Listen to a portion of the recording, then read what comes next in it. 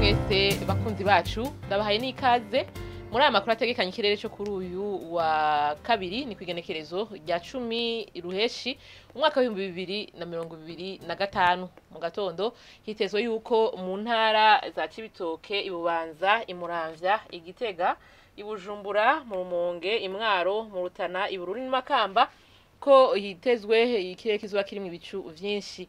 Izi ni ntara zisigaye nazo zikazorangwamwo izuba harimwo n'ibicu bike bike.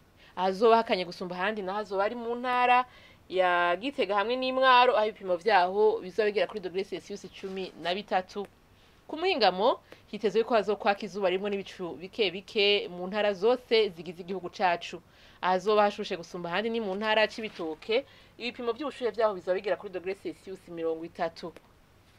Ejo mu gatondo hakaba hitezwe yuko izuba rizoseruka igihe cy'isaha 12 zirenga ku minota 4 rirenge igihe cy'isaha 12 zuzuye neza z'umugoroba. Nuko ni hari amakuru ategekanya ikirere cyo kuri uyu wa kabiri agaruki. Mwakoze mwese kuyakurikira naho utaha.